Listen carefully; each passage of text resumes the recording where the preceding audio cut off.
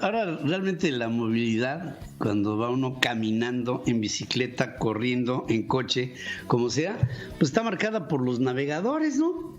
Pero resulta que dentro de todos estos hay alguna serie de resultados que se dan por la movilidad de estos sistemas que son interesantes en conocer. Y Héctor Ocampo, el primo, nos habla de esto. Te saludo esta mañana, querido. ¿Cómo estás, mi querido Pedro? Muy buen día a ti y a todo el auditorio. Qué gusto saludarlos. Pues sí, evidentemente el 2020 fue un año particularmente extraño, sobre todo en temas de movilidad, como bien mencionas. Y tanto Google como Waze, esta aplicación que tienes en el teléfono para ver cómo te vas moviendo, dieron algunos datos e hicieron algunos análisis de cómo es que nos fuimos comportando dependiendo de cómo se fueron dando los diferentes semáforos que tuvimos en diferentes ciudades y cómo la movilidad se fue modificando. Entonces hubo datos interesantes que, si bien no van a representar quizás el 100%, porque va a ser difícil, no todas las personas tienen una aplicación, no todas las personas usan la aplicación para moverse, no todas las personas estuvieron usando el coche. Entonces, pero son datos que nos van a ayudar a entender más o menos cómo nos fuimos modificando como usuarios durante este tiempo. Lo más interesante fue que hubo cambios interesantes en movilidad hasta el mes de abril y mayo. Digamos que febrero y marzo todavía se mantuvieron con el tráfico normal como conocimos o como lo tuvimos durante 2019 o durante otros años en prácticamente todas las grandes ciudades del país. Ya cuando empezamos a ir más o menos por abril, durante abril y junio del 2020, cuando ya hubo semáforo rojo, ya hubo una afectación directa en el flujo vehicular. De acuerdo con Waze, por ejemplo, hubo una disminución del 88% en kilómetros recorridos por usuario. Es decir, durante mayo, lo que nos movíamos regularmente, si ibas a tu casa, oficina, escuela, regresabas, bueno, una reducción del 88%, Pedro. O sea, realmente las calles se veían solas prácticamente en todas las capitales de nuestros estados. Lo interesante también, por ejemplo, cómo fue diferente en cada uno de los estados. Habla un poco de la restricción más dura o la conciencia, le podemos decir también más dura, que hubo de cada uno de los usuarios.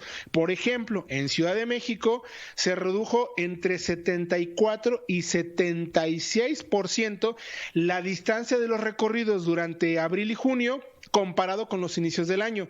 En Puebla hubo 71% menos de recorrido.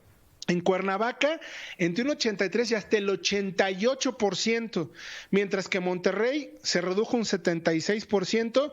Guadalajara fue la capital que menos se redujo la distancia respecto a otras, con un 68%, y Querétaro con un 70%. La segunda mitad del año, ya con algunos lugares en semáforo naranja, se empezó a retomar un poquito más la movilidad.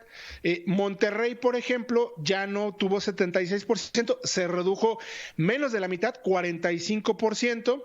Y Guadalajara, que había tenido ese 68%, bueno, nada más un 30% de reducción de movilidad.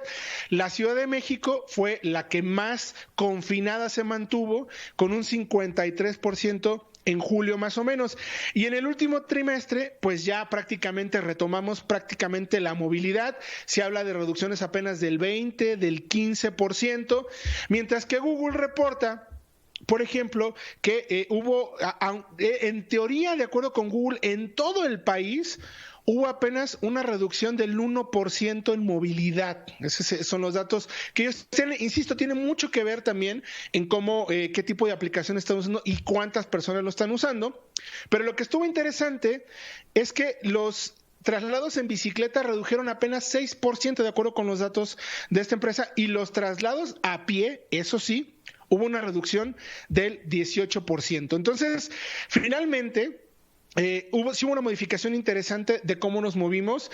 Seguramente en el inicio de este año habrá alguna considerable, quizás no tanto como en junio o julio del año pasado, que estábamos hablando del 70% en algunos casos, pero todavía con home office y con la duda de si regresamos o no a las escuelas con los que tienen hijos, seguramente tendremos todavía este tipo de reducción. Lo interesante, Pedro, es que hoy en día, gracias a estas aplicaciones, podemos saber hasta los horarios, los lugares e incluso más o menos si vale o no vale la pena, porque hay alertas que se están activando para si tú tenías planeado salir, por ejemplo, al supermercado, porque es algo que tienes que hacer, a pesar de que estés haciendo home office o homeschool, bueno, te va a decir las horas pico para que también trates de reducir, estar menos en la calle o incluso estar en menos lugares donde hay un poco más de flujo de personas de acuerdo al tráfico que hay alrededor de ese sitio, mi querido Pedro.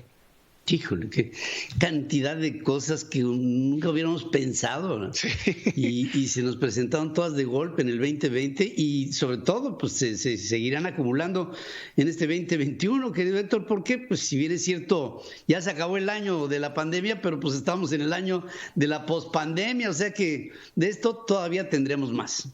Todavía hay para rato, así es que estamos pendientes de las aplicaciones porque sí son buenos recursos. Finalmente vas a saber más o menos los horarios de tráfico y los lugares, insisto, donde hay más tráfico para que pues igual si no tienes que ir no vayas en ese momento, puedes ir otro día o buscar un horario en donde haya menos tráfico para que seguramente habrá menos personas también.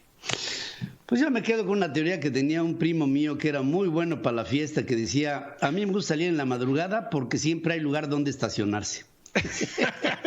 Es correcto, mi querido Pedro. Además, el que madruga, Dios le ayuda. Ya lo sabes. Gracias, Héctor. Fuerte abrazo, mi querido Pedro. Saludos a todo el auditorio.